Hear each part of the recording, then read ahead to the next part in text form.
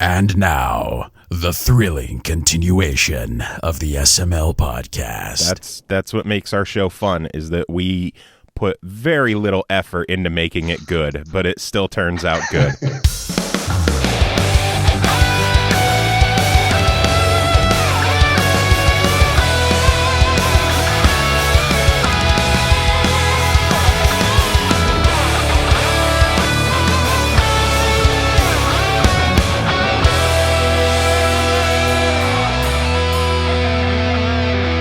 What's up, everyone? This is Joe, SML Podcast number 147. Another interview episode for you today, and once again, no Pappy or Chris because they have lives and I don't. Special interview today, once again calling from Croatia, but this time it's not the Starpoint Gemini guys. We have, hopefully I'm saying this right, Vedran Klanac. You're pretty good. Yay, I did all right. From Ocean Media. Vedran, how are you doing? I'm doing good, thanks. How are you? I'm doing all right. Tell us a little bit about who you are, what you do, and why you're on our show today. Okay, I'll just make a short introduction. I'm like a nerd guy who's making games since 1987. So, and for the last 12 years, I'm doing this, like professionally, which means that I get paid every month for this when I'm working on. It's a good career to have. Yeah. So we are talking about my game Zotrix, which just came out on a PlayStation 4, and that is my first PlayStation 4 game.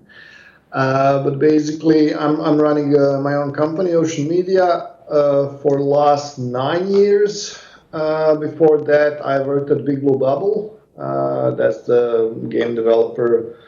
I have to advertise them a little bit because they have really a huge hit, which is called My Singing Monsters on the mobile. They're a company from London, Ontario, Canada.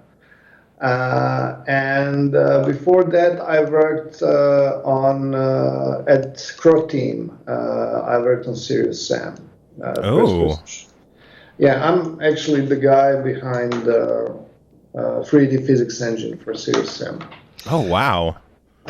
So basically, in the last 2 years, I have decided to, after, I was making a bunch of casual games, mostly, like hidden object games, match-free games, and that kind of stuff for PC, Mac, and mobile platforms. And at one point, I decided to start and see how it is making like really like indie games.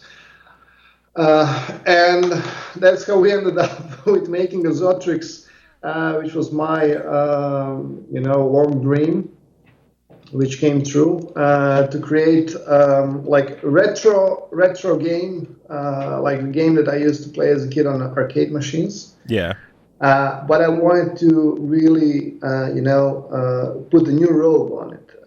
Somehow to make it look like it's coming, like a retro game which is coming from the future, so to say. And that was the basic idea. And I think we managed to achieve that as a team. The fact that we have passed green light on Steam, that was last year. It took us only 52 days. Wow.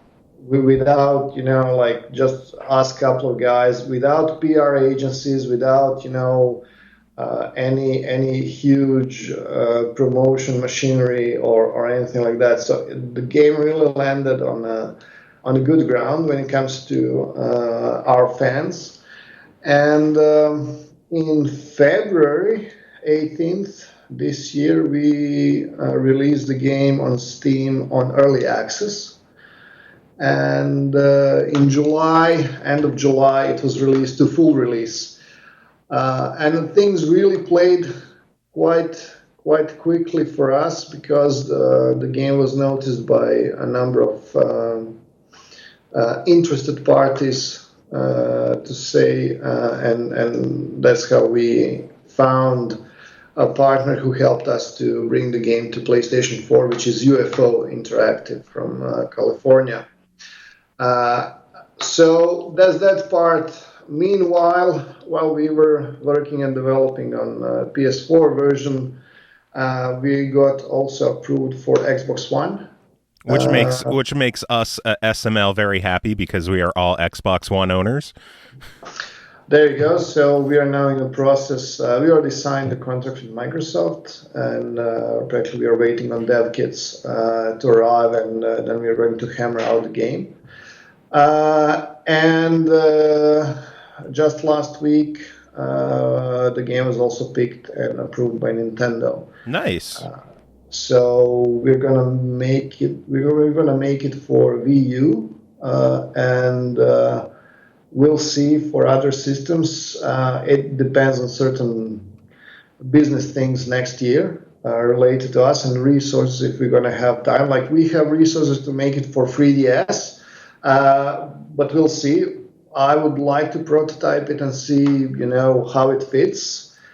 If it works, because at certain stages of the game really gets intensive in terms of the CPU consumption and all that. So it may be just too much for the 3DS, but nevertheless we're gonna try that.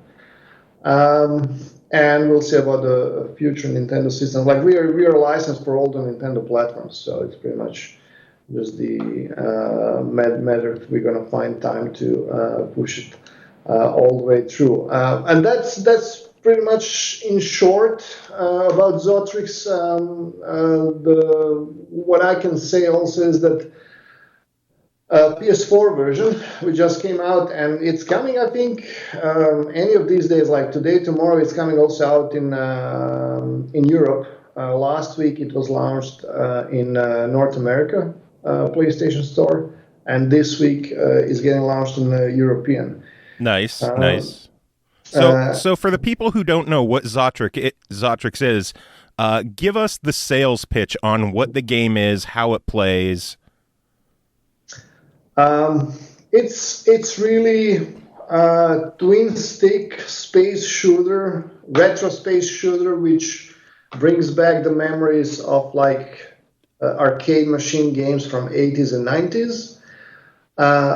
Plus, I would say it has a flavor of Elite or that kind of games where you have, on top of the basic arcade missions, you have a system with resource management. You can buy all kind of equipment, customize your fighter ship, and go in battles and earn more money, more resources. You can trade resources and that kind of thing. So it has more than it meets the eye, on the first glance. So it's when you really dive into it, then you can figure out that you can spend more than a couple of hours.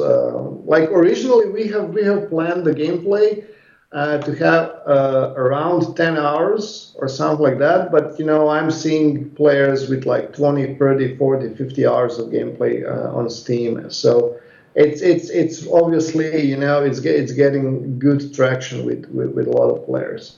Yeah, when I first saw the game, I thought it looked really interesting. I'm a big fan of twin-stick shooters. I've poured way too many hours into the Geometry Wars series, into Polychromatic, even a game Orbit that was a twin-stick arena battler game. We had a lot of fun with that. And I was like, Zotrix, that looks pretty cool. And I downloaded it and started playing it, and I had absolutely no idea how in-depth this game was going to be. My friend came in, and I was like, dude, you've got to check out this game. It's on the PS4 now, but it's coming to the Xbox One next year. He's like, oh, well, what's it about? I'm like, all right, it's a twin-stick shooter with a campaign and resource management, and I'm going to try to impersonate him. His immediate reaction was, huh? Dude. He just...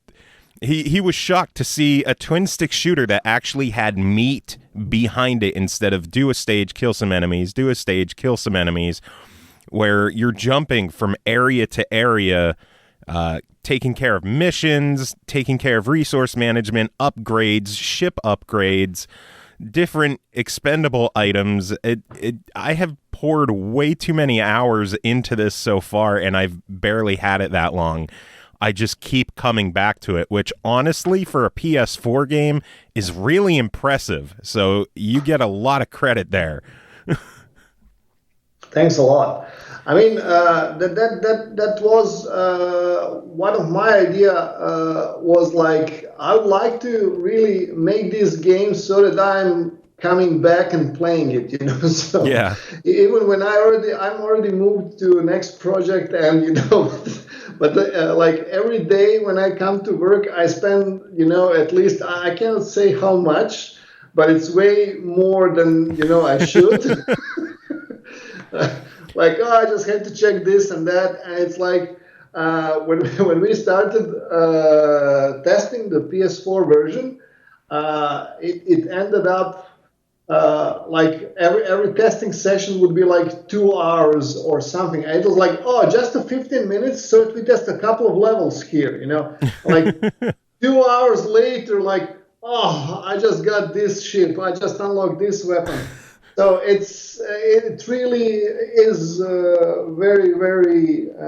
It really sucks you in. Yeah, So, it quote unquote suffers from that incredibly positive issue of one more mission, one more stage, one more run, and 4 hours later you're just like, son of a bitch, that wasn't one more run.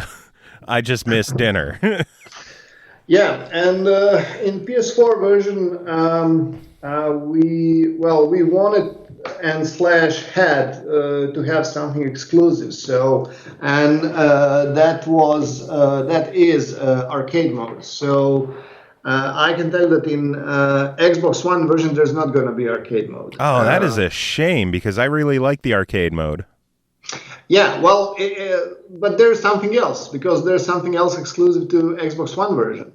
Is that something you could talk about, or is that kind of under wraps until next year? Since we still, I wouldn't like to talk about it right now. All right, I understand. But it's also very cool. I think it's very cool. I'm really, I know it's a shame that we cannot have all this in all the versions, but that's the way how it is. You know, every platform holder, you know, wants to have something shiny in their own pocket. So we had to figure out, you know, different things. So anyway, the arcade mode, which we are also proud on, because that's really, you know, like if you don't want to go in like really beefy campaign mode, you can just, you know, pick up the arcade mode and really play it like it's on an arcade machine. There is 20 levels in the arcade mode, and you know, just go, and how much you survive, that's how long you get there, so you can compete and see how good you are. But anyway, what I wanted to ask you, because you're one of the first other person than me, myself, and my team who played the game.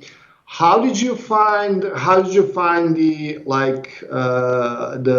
the sticks controls, like aiming and all this? Did you have a good feeling like that you can be like enough precise with aiming and shooting the enemies? How that worked for you? I found it actually very precise. I noticed that it wasn't, at least for me, it didn't seem like it was pure 360-degree aiming. It seemed like there was like I don't know how to explain it. It felt more like an analog. Instead of analog, it was more digital, where it had set inputs of directions it would aim, but that actually made it a little bit easier because it would seem to lock into a direction that I wanted it to go in. Yeah. I'm not sure if my description makes sense, because I'm terrible at describing some things. No, it actually perfectly makes sense, and it really describes exactly what we did. because when we were playing, this is like what you just described is what we really intended to be the result. Because when we were testing, when you have like full 360 like analog kind of thing shooting, it's harder to play that way. We figured out that you're going to miss more enemies than this because it's much easier to move your ship with one stick and to have like a number of fixed positions on your orientation. Now, as you were able to see, it's not that you have like 8 directions. That's really more. It's I think around 48 angles, different angles. I was going to say it's not constricting that way. It had a lot of different positions that it was able, but I did notice that it wasn't pure 360 degree, and I did enjoy being able to just kind of lock into a direction, because a lot of times you'll be using dual analog controls and your thumb won't be in the direction that you think it is. It'll be just slightly shooting differently and you'll be missing everything, but this actually locked into a direction and made it easier. Yeah, so it practically somehow like, it irons out you moving your gamepad, when you have it in your hands, you move it left and right and all this. So, and with the analog stick, which is really sensitive, every movement would make an impact on your direction. And we figured out that actually, if you're moving your gamepad, you're just, your ship starts moving involuntarily. Yeah. And you don't want that. So that's why we introduced this kind of thing. And I think it really works cool. And then I also noticed every time you shoot, it kind of pushes your ship back a little bit. So I like that you can't just hold a direction and then like read a magazine or something. You have to actually pay attention and make sure that you're keeping your ship where you want it to be while shooting. Yeah, exactly. I mean, we got like there are like a number of feedbacks that we used to get from people on Steam. Is like, oh, this like I have solved this game. Like you just point in one direction and sit in that corner. Like, yeah, well then you just play the game for 1 minute, I think, because it's not just like that it works that way. I'll admit there were some stages where like a bunch of enemies are coming out and I would park myself in a corner and just shoot and try taking out everything, but you can't get lazy and just stay in a corner because enemies might start coming from that corner and then you're screwed. Yeah, exactly. I have lost so many shields by being in a corner and an enemy coming out of that corner that I wasn't expecting. Yeah, that's very likely. That's that thing. The other thing is that ended up as a full feature in the game, but we started with that feature really as an aid when we were testing the game. It's a space dive. Did you try that maneuver? Oh, I have used that a lot when like if I'll take a shot and I go from my 3 bullets down to 2, or if I get hit twice and I'm down to 1 bullet, and there's just a ton of enemies shooting at me, I will spam the shit out of that dive button so that I can get under all the bullets and move to a safe area. I really, really like that addition. Yeah, well, here's the thing. As I said, we implemented this feature because it really helped us while we were testing. But then we realized very quickly that could be, something that is really going to stand out our game as a design feature from maybe other shooter games. Because here's the thing. You have a number of players who are going to pick up the game, and some of those players are like old school hardcore players which are going to say, okay, all the bullets that are coming at me, I have to avoid them. I have to do this and that. And if I lose my life, fine. Now you're gonna have a bunch of these kids who are playing, other games which have like trillion ton of tutorials, which by the way was not the case in like early 90s or 80s. Yeah. So you would have kids who say like, oh, I was skilled on the level number 1. Well, this way, at least we can. This is kind of like a getaway, even for the players who are not so much skilled, but it can help them to build the skill along during the game. The way how I play it usually is I would play without space dive. I would really, really use it if it's really such a mess on the screen where that's the last resort. Like I just need to go down, because I like to just move around and crazily, fanatically just shoot at the enemies, because that is the whole point of it. Just clear them as much as you can. So it turned out that this feature really helped us to gain the audience. I would say of a younger age. That's how I would phrase it without trying not to insult anyone. Yeah, it is definitely saved my ass a few times, so I appreciate that being there. All right. So, what led to the whole resource development in the game, and managing all the different resources and having all the upgrades cost different resources in addition to credits? What led to that idea? Well, an inspiration from one really, really old game, which had that, but not to that extent. Do you remember a game which was called Xenon 2 Mega Blast? No, I don't. So that's the game it was done by Bitmap Brothers from UK in early 90s. That was the game which was very popular on Amiga and on early PCs. That game had that, but no to such extent like this one. And I enjoyed that part a lot in that game, and I said, like, one day I'm gonna make this in my game, but it's gonna have something else. So that was an inspiration. So we one thing led to another when we started designing. So we designed the whole economy, and then we designed the whole thing how you can trade resources. And we figured out that giving resources as rewards to your missions is kind of an interesting thing for rewards, just than the pure score points. Because if you play the game in a story, in a campaign mode, in a story mode, you would figure out actually that there are no score points in the game. You actually don't have score anywhere. Yeah, I noticed that. I enjoyed the fact that because it's not about the score. Yeah, everything I blew up actually gave me money, which I thought was pretty neat. Yeah, and the thing is, it's about having fun. It's about having fun, blasting things up. It's that's the whole premise. Like, I wanted really people to have fun. And even the story mode and where you have campaign and you have quests and you have you have a notification on the mission control screen, like which mission guides you to solving the current quest or the next quest.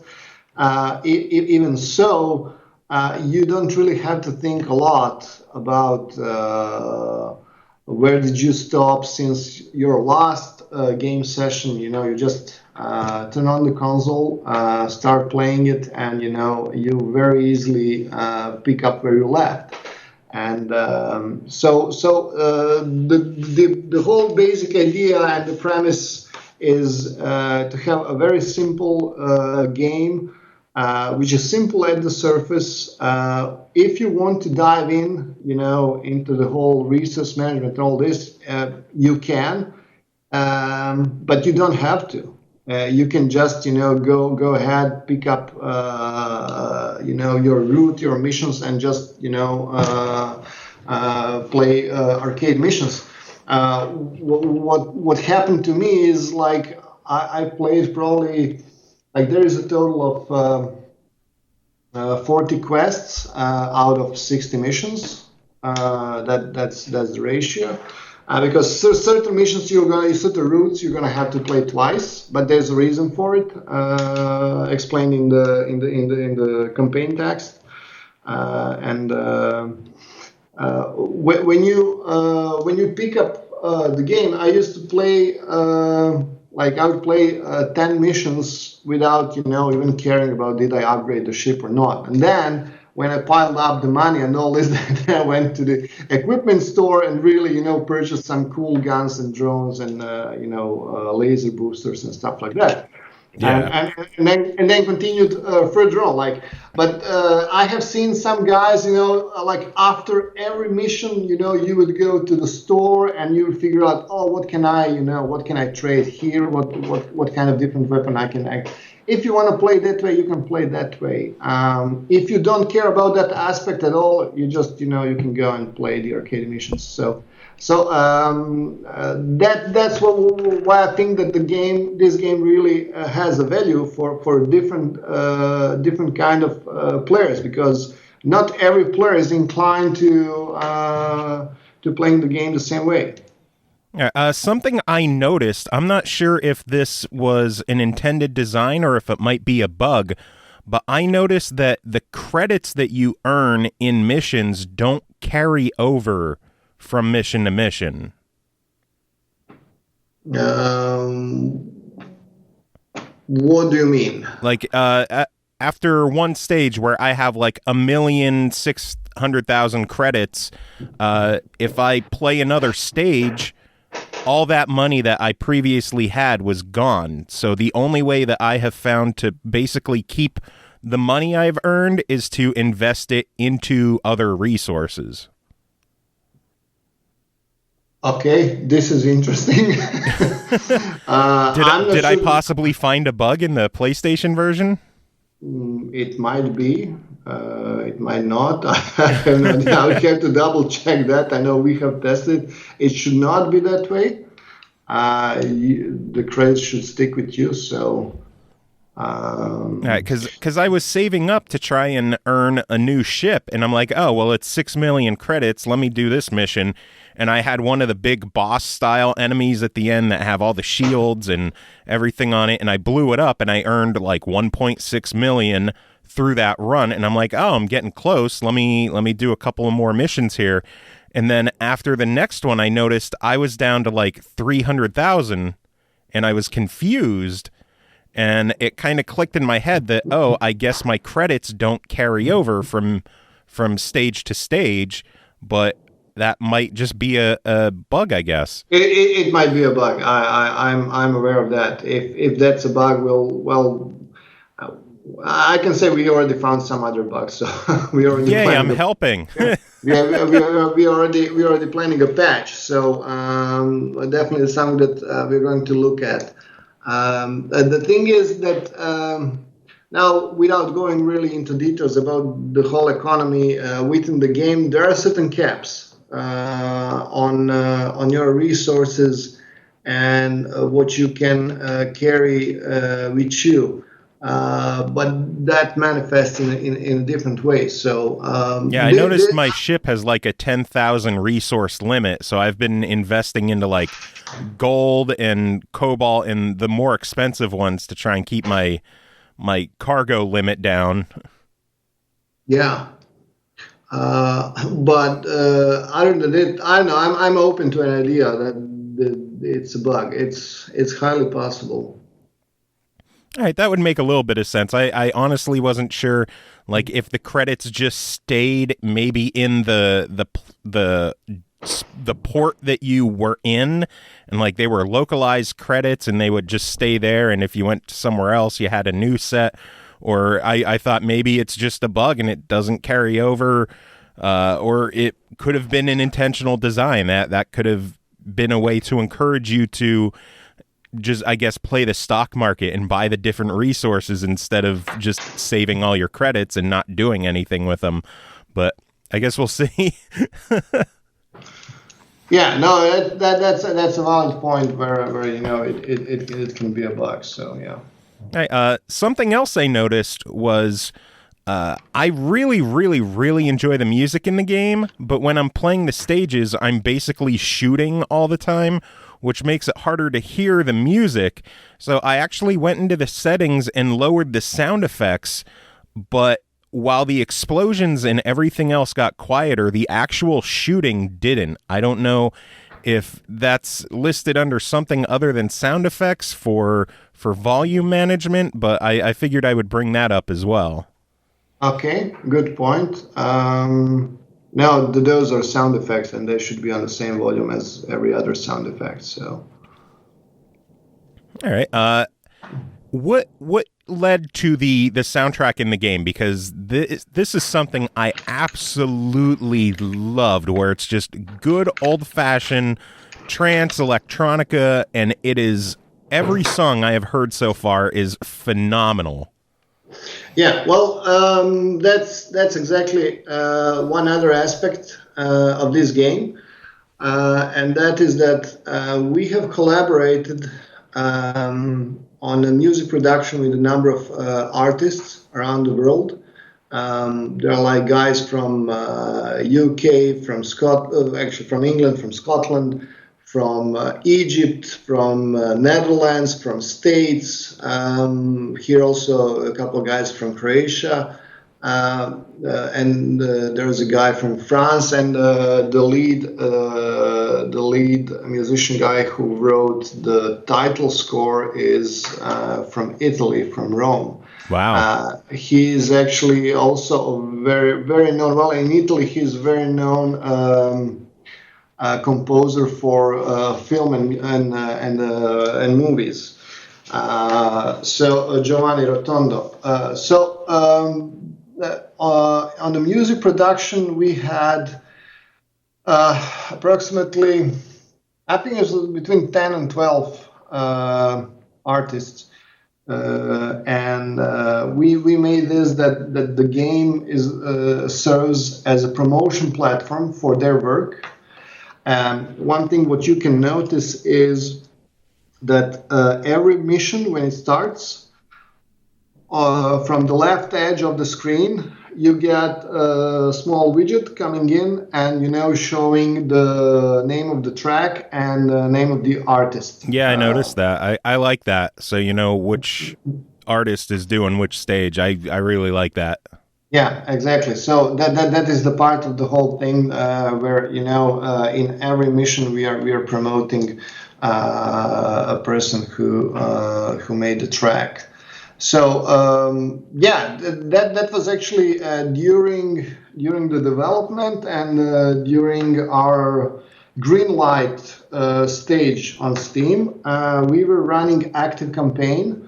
There is a website and a company from UK who does things like that. So we have hosted on their portal advertising campaign. It's a portal which gathers producers and artists all around the world, trying to connect them for gigs, for jobs and stuff like that. And we advertised the campaign there, and all these guys really came through that website. So it's pretty much people that I really don't know in person. And they made. We had certain criteria what we wanted for the tracks. We said we wanted the trance music. It should have no or very little vocals. Because it really wouldn't, fit in the game that somebody starts singing in the middle of the, arcade level. So that was one of the hard requirements. There is one song which has a little bit of this, but it's more like, some. It was a good fit, so we didn't insist on removing it. And that's pretty much it. So we have licensed the music from those guys, and we are still actively promoting them on every occasion, especially for our social media accounts and things like that. Well, I must say mission accomplished on getting a good soundtrack, because I can guarantee that I have pissed off my downstairs neighbors by blasting the music while playing it. Yeah, well, yeah, that's we wanted to have the music to really be to add a production value to the game, and I'm glad that we managed to do that. Yeah, and it's good because my neighbors downstairs are dicks and they're getting evicted, so the more I can piss them off, the better. Well, there you go. So you have like two flies with the same stone. So one of my co-hosts, his favorite question to ask developers is, while you were creating this game, what games did you play yourself to kind of relax, or after a long day of working on the title, what did you play to just decompress and enjoy your time off? 2048. The number matching. Yeah. All right. Yeah. We have the version 3s on the Xbox One, and we have both sunk way too much time into that game. But we are terrible at it. Yeah, I know. I would play sometimes really an awkward games. Like I would find myself playing games which are like 10 or 15 years old. And I know. I think maybe a month ago or something like that, I went and played Warcraft 2. You know. Hey, nothing's wrong with that. That's good quality old school gaming. Oh yeah, well, it only took me a bit to, be able to run it. So, but yeah, and I know I still play like dungeon crawlers from like mid-90s and things like that. But yeah, I enjoyed in 2048. Yeah, we all love our retro gaming. I will always find reasons to fire up Earthbound for the Super Nintendo every chance I can. Oh, yeah. So what other games did you play while making the game, or what other games are you playing now that you're enjoying? Well, right now, I'm already playing my new games. That takes a better part of my time right now. Not much that I can play right now. I'm quite busy with a new title that we have just released 2 weeks ago on early access. So we're building up that. And what title is that? Tell us a bit about that one. So that game is called Solar Division. Solar Division is practically a second game from the Zotrix series. All right. So we'll see how that game is gonna go. But basically, Zotrix itself is an arcade space shooter. Solar Division, it's like if you play Zotrix, you have probably read Solar Division within the game, so it's all really interconnected. So Solar Division is a different aspect of the same universe. It's coming from more of the strategy point. So in Zotrix, you were protecting the merchant cargo ships from one station to another, and things like that. In Solar Division, what you're doing, you're protecting the stations in a tower defense game. Ah.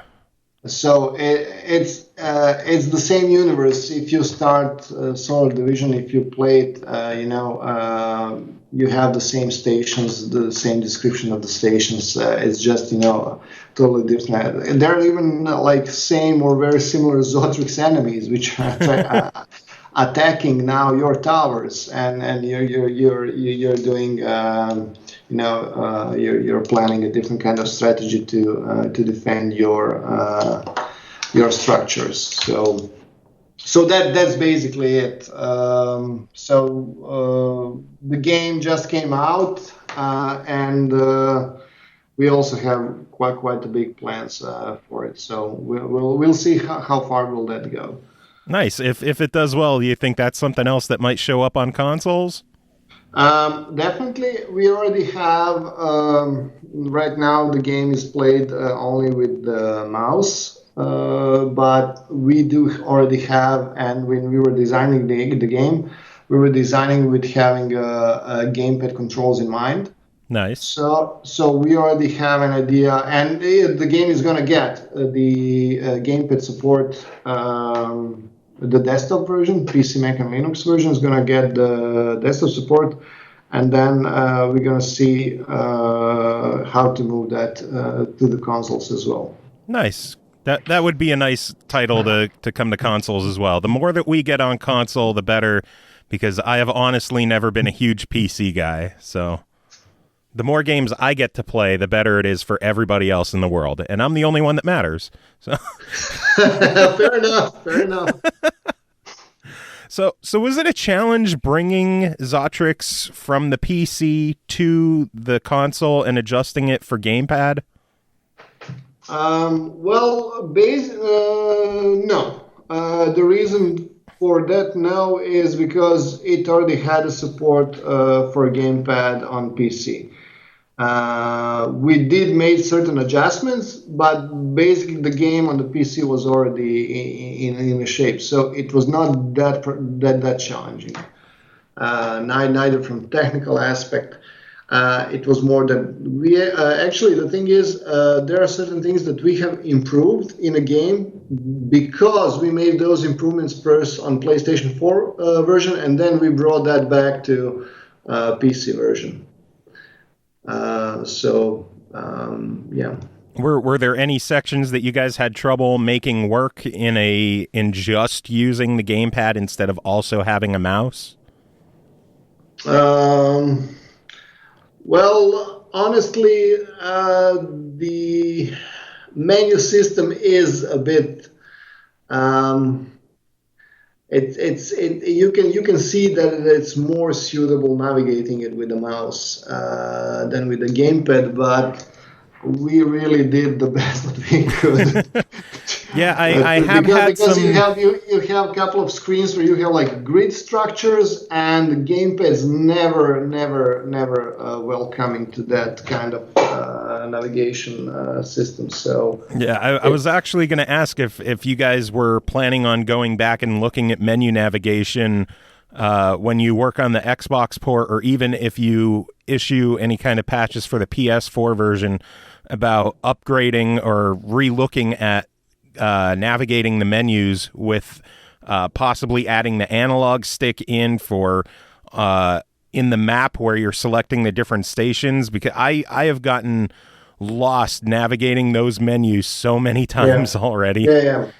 It is. The irony is the navigation, the full navigation actually originally worked on analog sticks, and then we moved it to D-pad. But that was a trade-off because it proved that I'd say on D-pad was less annoying than on analog sticks. But you're right when you're pointing that maybe certain screens really would enjoy have the controls reworked, maybe to use the analog stick instead of the D-pad and things like that. So everything's possible. It's definitely that we are going to look at that from another angle again and all this. So what's the reception been like so far for the PS4 version based on the American release? Have you been getting any good feedback on it? Well, I can say that we got more positive than negative, so that's already good. So far that I'm seeing reviews, it's in the area between like 65 and 85 points out of 100. So it's good. I mean, considering the fact that it's really our first game on like such console, such platform. I'm happy so far. Yeah, I honestly, I would probably give it in the higher range of there, probably a solid 80, 85. I'm having an absolute blast with the game. I love how deep it is compared to what I expected out of it. my only real concern so far is just the menu navigation, and then I guess the audio bug that with the sound effects and the credits not carrying over. But I guess you're gonna look into those. But I'm having a blast. Yeah, those like things are gonna get ironed out through a patch or something, and that's gonna sit on its own place. Yeah, I understand the navigation, and we were aware of that. We were aware of the challenge with the navigation in the menus. I really believe that we're going to find a way to smooth it out. It seems like it should be just.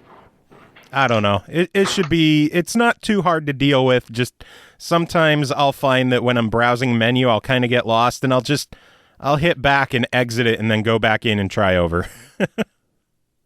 Well, yeah. You can always do something like that. That's true.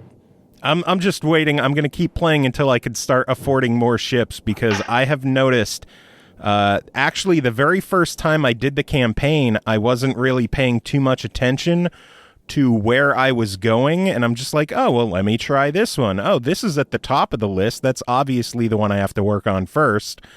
And it ended up bringing me to an area where the only paths I could take to leave there were all 7 difficulty or higher, and I had no upgrades at all. Yeah.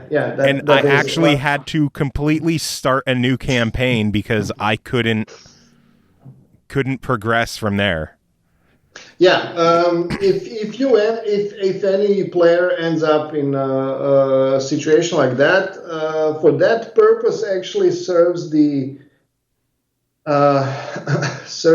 map screen, because on the map screen, when you lock yourself to a certain station, you can see which routes are leading out.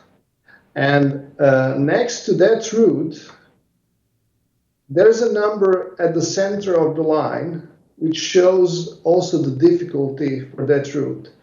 So if you get lost, you can go to the map screen and you can figure out what's the shortest way for you to get back to a station from which then you have an easier way forward.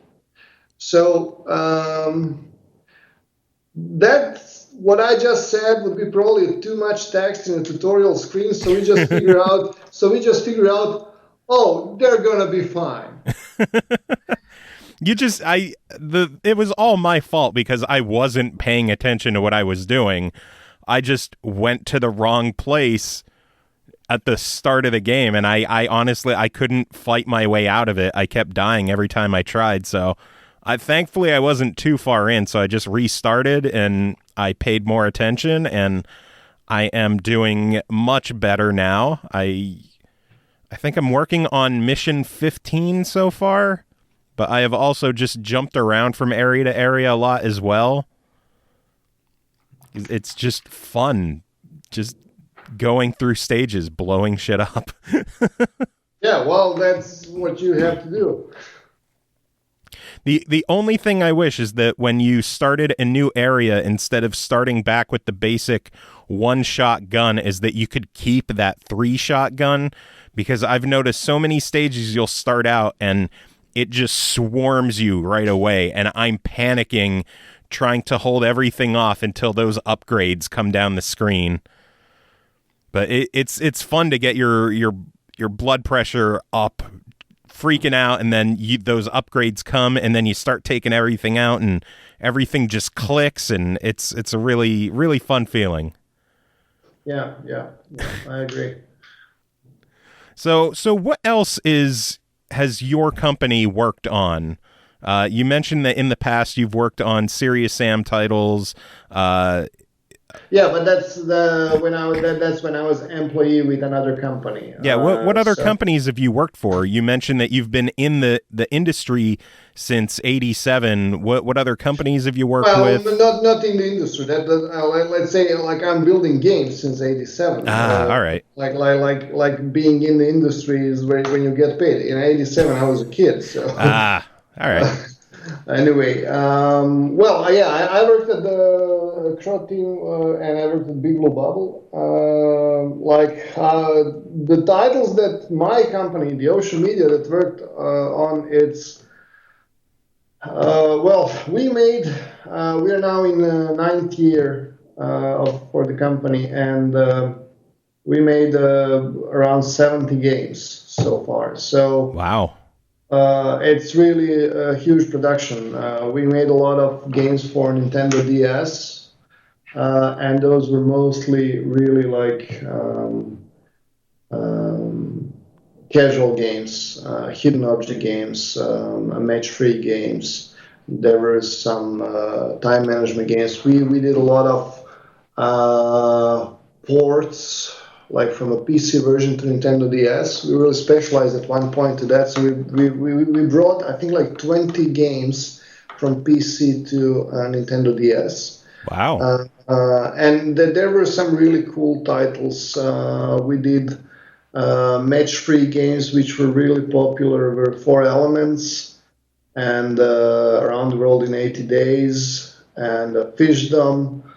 And games like that. So those are really popular casual games, like, I don't know, maybe 7-8 years ago on a PC. Most of the games that you would see on the Big Fish games and portals like this. So that kind of games, like our games were usually distributed through those channels. So I don't know, there's nothing big and soundy that really can stand out. It was like a number of games which were popular in that segment and genre. All right.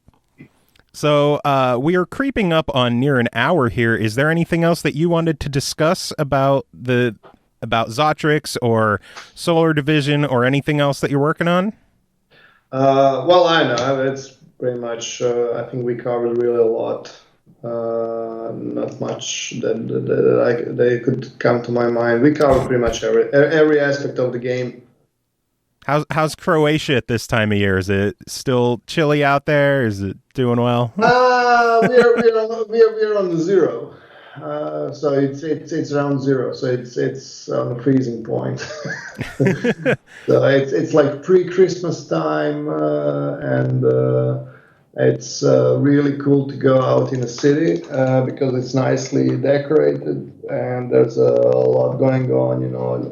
Like people with a cooked wine and the sausages and stuff like that. So it's all holiday season already starting heavily. So yeah, we have that over here as well. Got Christmas music playing everywhere, and you can't escape it. Oh yeah, totally. Like I usually it marks when the Christmas starts when I hear Wham song Last Christmas. Yeah. So it's when sometimes it starts mid-November and I say, okay, this is it. Now we are pulling out the Christmas tree and let's just decorate it right now. My friend Dale North, he did a cover of Last Christmas. I should let you check that out sometime.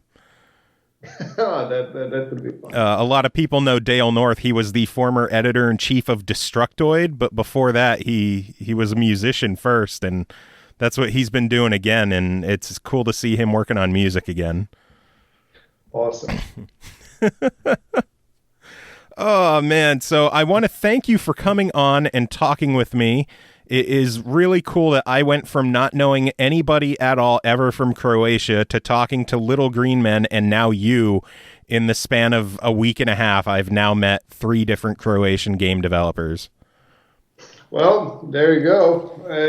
We are just popping out one by one. So. I was going to say, is there a budding game development company over there? Who else from Croatia could we get on this show?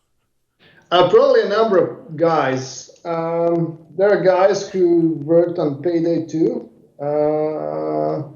They actually have office here. It's like a branch from Starbreeze. And a number of other guys. I know it's that there are guys. So who did you mention before? You said Starpoint Jam. That's Little Green Man, and who else? Just Mario and Zeno from there. Okay. There are also guys who made the Red Solstice. That's actually that's really quite a big hit on Steam.